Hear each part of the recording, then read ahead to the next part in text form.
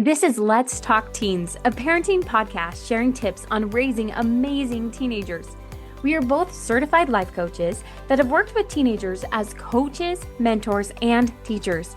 We are sharing what we have found to work best when dealing with teens and tough issues. This is Abbi and Cheree, Let's Talk Teens, episode 35, Teaching Your Teen That Forgiveness Matters. Forgiveness. It's something probably all of us need to work on, right? And as a parent, sometimes we have to forgive our teens, and sometimes our teens have to forgive us. But forgiveness in general is a great topic, and a great thing to teach our kids, right? And to practice ourselves. I think I want to just start with why it's so important to teach our teens about forgiveness. And I think there's three really key points with that. And one is we forgive because it helps with our emotional well-being. Like when we teach our teens and our children how to forgive, or we practice forgiveness ourselves, we emotionally are healthier. Our well-being is so much better. And I think that's just an important why. It teaches conflict resolution. And our teens, they're learning to adult. We've talked about this in previous episodes.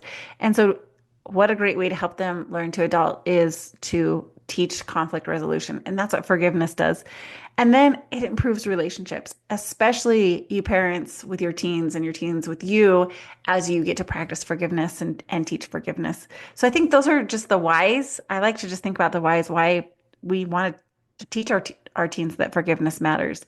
For me personally, and then having worked with students in a spiritual capacity, right, as like a seminary teacher, forgiveness is something we struggle with. Not in so much struggling or forgiving other people, but we struggle with forgiving ourselves. And I think so often as a kid, I remember I was like 15, 16 years old. I'm babysitting this family in my neighborhood, and the two little kids had been like mean to each other, right? And then the girl just started to cry and cry. I was like, "What is the matter? We're over this. Are you hurt?" And she's like, "He won't forgive me. He didn't say he'd forgive me." And then the brother said, "Oh, I forgive you," right? And then she immediately stopped. She was like, "Oh, okay, I'm good now," right? And I thought, oh, I wish it was like that easy. Like, I wish I kept that attitude of like, oh, okay, I'm forgiven. Like, woo, we're good, right? But as an adult, as a teenager, we start to add all those emotional layers to the things that we've done or to the forgiveness and relationships. And so I'm so glad that you're talking about this. Yes, it's so true. Those pain points, and it isn't as easy to forgive because we have more scars, we have more pain, we have more wounds, right? It makes it tricky. But let's talk about some ways you can teach your teen to forgive and how you can implement forgiveness in your home because always modeling this behavior works the best, right? But I think when someone's struggling with something and someone has wronged them or they, have been hurt by someone, it's so easy to either get caught in the, oh my gosh, they're so wrong. I'm so sorry they did that to you. Or, oh, you just need to let it go. And I think there's a happy medium with that. But I think it starts with validating your teen's pain. So let's just say that your teen comes home and one of their girlfriends has totally said something so hurtful or left them out of a lunch or a party, and they're just really hurt by their best friend.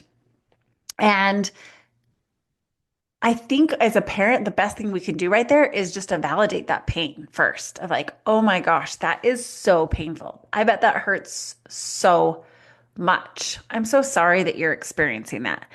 Do you want to talk about that? Like I'm just going to hold space while you just talk about that and allow them to get it out because validating it and letting them talk it out is key to them eventually letting it go, right? It just doesn't work to just be like, oh, let it go because it's going to just fester and it's just going to be in there. So we want them to get it out. And we want them to get it out. We need to validate that their pain is real and they're really experiencing something. Now, I think we have to be careful on the talking thing because I think it's so important. And then I think we can overdo the talking to where we just keep the we just keep that grudge. We just hold on to it. And, we've made it so big in our brain and we keep talking about it that that wound just keeps getting bigger and bigger and bigger. And that hurt gets bigger and bigger and bigger. So there's this balance of it of like, I need to talk about this and get it out. And it needs to be validated by myself or by my parent or by someone else. We like validation as humans. But then after I've gotten it out, I need to say, okay, and now like I'm done with this. Hmm. I just need to get out. And that is such a tricky balance because I was thinking even this week, Sheree, I had an experience with, one of my other jobs where this lady out of nowhere, like I promise I'm not exaggerating this, she doesn't know me, and she wrote this really nasty email about me and didn't realize I was CC'd on it. And so Ouch. I know it sucked. And I was like, how does bullying happen as an adult, right? I'm like, it's this. And so it it felt so good to call my mom and dad and to tell them about it, right? And to cry to them about it and to have them go, "Oh my gosh, right? I'm so mad at this person for you." Like that felt so good. And yet what was amazing is after a couple days of really, speaking about it and helping me process it kind of out loud because I'm an auditory processor. Verbal processor, me too, right here. Verbal Shocking, processor. yeah, that I have Yep. a podcast. Um, but that really helped me. And then a couple days ago, I had sent a text to our family chat, kind of bringing it back up. And it was amazing that I was like, you know what? I need to be done with this. Like, this is going to be the last text that I send about it. And so I feel as a parent, you can kind of help gauge that and help your teen because they don't always have the emotional regulation to know, okay, it's time to get over this breakup. It's time to get over this hurt because at this point, it's just causing more. Like the cathartic release of I've spoken it out into existence is so real. It's why therapy is so helpful. But then there comes a turning point where, and we can kind of feel that and go, oh, yep, I need to be done with this. Like it needs to be done. Yeah, otherwise we turn into the victim, right? We have all this justification of how this person's hurt us and we become the victim. And so it's so good. Verbal processing, it's a real thing. I'm right there with you. And then it's time to let it go. One of the ways to help let it go, I have found so helpful. I've used this myself. I've taught this to my family, to my clients. So many people have had amazing success with this, is what I call writing pages. And this is just getting it out again, getting it out of my body and my brain, all these thoughts about this person. And I write them a letter and I just say, Dear so and so. And I just let all the ugly out. And when I teach this, I say, okay, I don't want you to feel like you have to correct any spelling or hold back on the words you use. Like, just get out the ugly out of your body and your brain of what you're feeling towards this person and your hurt and just get it out. And then I highly recommend you don't go reread it. We don't Mm. want to put it back. It's just like it's out on paper. You write it, you get all the junk out. And at the end, I like to write like it is finished. I'm letting go. I'm grateful for this experience because I learned da da da da. And then I sign my name. And then I shred it or sometimes we burn it. That one, I will have to say, I taught my kids that. And then one time my husband and I went on a date, and one of our kids that was babysitting the other kids, we come home and they have a fire in our front yard on the driveway. And we're like, what are you doing? And he was extremely mad at us, one of our kids, and he was writing pages and then he was burning it right there on our driveway, which at least he did on the driveway, not the grass. But just like learning a safe way to burn it, if you're going to burn it, shred it, rip it up, whatever you need to do. But to get rid of it and just say, like, I'm done. Okay. Like, that really hurt. I have all this pain, but I'm going to get it out and I'm no longer going to let it kinker my soul or Hmm. poison me because that's what unforgiveness does is it really doesn't ever, hurt the other person as much as it hurts us. I don't know if you've ever heard that phrase where, they say that unforgiveness is like drinking poison but expecting the other person to die. Yeah. And so I just think it's just like, okay, I got to get out of me because this is actually really wounding me. I I think too that what's so important in that process of writing pages because that that has been scientifically proven, right, to help with this process is knowing I am never going to read this. I am never, because then I feel like the true ugly comes out. When I have like an inkling, well, maybe I might have to revisit this, or somebody, maybe my coach Cheree might read this, then the real ugly doesn't come out. But you need to know this is shredded, right? And that's very helpful. I know that what's hard for me is sometimes people talk about forgiveness like kind of an instant process sometimes, right? Like we write pages, we burn them, and now I'm good for the rest of my life. I don't think about this hurt. And I know for me, it's been a process of going, I've done the work to forgive, right? I've done this work. Every now and then my brain wants to remind me. Every now and then, this sneaky snake of pain wants to come back. And that's when it's helpful for me to have maybe some thoughts or even sentences that I'll say to myself of like, oh, nope. I worked through that. I'm turning that over to the Lord, right? That's when I say in my head, I'm like, oh, nope, that's for the Lord to handle now, right? Because I've done the work. And it's okay too if maybe that resolution takes a little bit of time. Yeah, I think there's a reason why we're told to like forgiveness like 7 times 70, right? Like I think there are certain people in our lives that we're going to have to forgive at least that many times. And it's remembering that like forgiveness isn't just a one-time event. It really isn't. And we can be hurt by someone and then forgive them and then something happens where we are reminded or it comes up in our brain. And I love to just be like, "Oh, it's time for me to forgive again." And this is my next trick that has been so beneficial to me. And I just break up that word forgiving and I say, I'm for giving this back. And that's what I do. Is like, I'm for giving this energy and this hurt and whatever happened back to the person that it came from. Not to hurt them, mind you, but if I give it back to them, then it's between them and God or them and like themselves of needing to fix it, or they can do whatever they want with it. I'm just no longer going to hold on to it. And again, it's not to hurt them. It's like just to give it back that responsibility to them because maybe they didn't see it. And I've had some amazing experiences with this where like someone said something that was really hurtful to me. And when I in my mind thought, okay, I'm going to forgive that back to them. What they just said, I'm going to hand it back to them. I'm all about forgiving it back to them. What happens is that energy I don't have it anymore. And then what has happened is I've had a person that I've done that to either text me or call me and apologize. And they didn't even realize what they said at the time, but they're like, "Hey, I was thinking about what I said and that could have come across so different than I meant and I'm so sorry." Now, it would have been so much easier for me just to hold on and be like, "Oh my gosh, they were a jerk. That was so rude." But when I realized, "Okay, that really hurt and I'm going to forgive that back to them and then they can do what they need to with it." Then they actually start thinking about that. I mean, energetically, I just think that happens where we start being like, oh, maybe that didn't sound very good. And I need to take responsibility for it. And if they don't, then guess what? That's between them and God. But I'm no longer holding on to it. And it goes opposite. Like sometimes I want people to forgive me back because I didn't mean to hurt them, or I said something stupid, or I had an experience that, like was different than theirs and it hurt them and I didn't mean to. And I want people to be like, "Oh, I'm going to forgive this back to you so you can fix it." And so it's not a mean-spirited thing. It's like I'm not going to hold on to this because maybe they didn't even realize it. Or even if they did realize it, I'm going to let them hold on to the energy of that and I'm no longer going to. It's really powerful.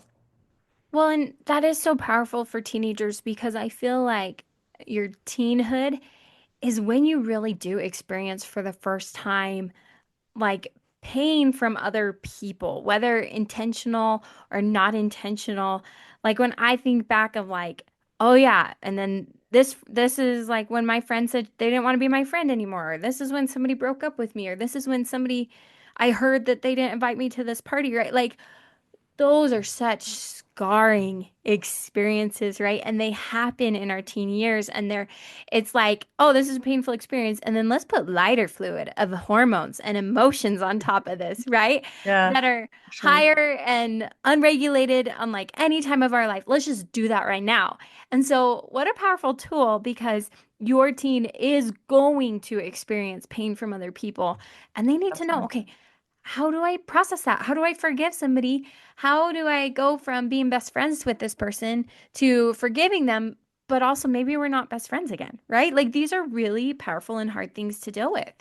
Yeah, a personal experience that was really interesting to me that I did when I learned this is I thought about my high school years. And I'll be honest, high school years and we didn't get along. I had a lot of hurt from high school. I had a lot of insecurities. I just there was just those were hard years for me. And I remember having this experience where I could tell I still had a lot of hurt and resentment from my high school years. Mm. And so I just pictured in my mind my high school. I went to dear old Davis High School, and I just pictured in Yay! my mind, did you too? Yes. Oh my gosh. Okay, small world. Anyway, I just pictured that high school and all the people that were at the high school at the same time as me. And I actually experienced this like, I'm going to forgive back all the hurt during those years and Mm. all the wounds. And I just like, in my mind, I just closed my eyes and I just pictured myself like giving it back. And I just put it back in the school of like, not that any of those people intentionally tried to hurt me because they were all insecure teenagers, right? But it happens, But right? it Like we happens. all get hurt. We all get hurt. And it was just like this huge aha and this huge release for me to be able to forgive it all back to my high school and to all those people there who unintentionally hurt me, but I was hurt and wounded. And it was so freeing to be like, oh, I no longer need to hold on to this hurt and pain from my high school years. And then I turned it into, okay, what did I learn from this? And how did these experiences help me? And I'm like, oh my gosh, I would not be a life coach for teens if high school was perfect for me. I wanted to help teens have a better experience than me. And so because I was hurt, I was like, that's who I'm going to help. Once I learned all these amazing things, I'm like, I wish I would have known this in high school. It would have been Mm. such a huge game changer for me. And so I probably wouldn't be a life coach if I didn't have those painful experiences. So not only did I forgive it back to my high school and all those people, I took the learning and the growth and what that opportunity and experience gave me, which is what I do now, which I love, right? So I looked for the good that came from it. Just one last thing with it, and then Abby, whatever you have to add to it is I think another way to help forgiveness is to step into other people's shoes and just like look for understanding and different perspective of what they might be experiencing or what they might be going through or what it looks like for them. Because I do think a lot of times pain from other people is unintentional. We don't even know we're being hurt. And so taking a step back and being like, okay, if I was in their shoes, could I be wrong about how I perceive that? And could they be meaning something different? Or, are they maybe just going through something really hard at home? Maybe their parents are getting a divorce and they're just really hurt. And sometimes hurt people. Not saying it's okay, but helping me have a different perspective might help me forgive faster as well. And I always know I'm not in a place or my child's not in a place to forgive when I'm like, okay, like, I don't know, can we put ourselves in their shoes? And I'm like, no, like, oh, they're so mean and I don't care what they're going through, right? Then I go, oh wait, I got a little bit more work to do, right? But yes, it is so important because all it takes is for me to think about the people I've unintentionally hurt to go, oh my gosh, like I just pray and hope they know I didn't mean that or I didn't want things to unfold that way and it did, right? And then that really can get me to a spot of going, yep, I think we're all in that same boat of coulda, woulda, shoulda, right? Could have been a little bit better, could have been a little bit kinder. And so it's really important to teach that empathy to your teen and to help them realize everybody's just like me. We're all insecure. We're all figuring it out. We're all wanting more friends and we're all hurt when we don't have those friendships reciprocated and it's okay. It is. And we all have someone we need to forgive or an experience we need to forgive. So think about that. Who do you need to forgive? And how can you model this behavior for your teens so that they can learn a healthy way of forgiveness? Okay, catch us on our next episode, especially if you have a teenager graduating this year in high school. Thank you for listening to Let's Talk Teens with Cheree Murdock and Abbi Winslow. If you are looking for more tips to help your teenager, here's where you can find us. You can find Cheree Murdock on Instagram at Cheree Murdock Coaching or on her website, ChereeMurdock.com. You can find me, Abbi, on Instagram as Abbi Winslow or on my website, AbbiWinslow.com. Please rate and review our podcast and share with a fellow parent. Thanks for listening.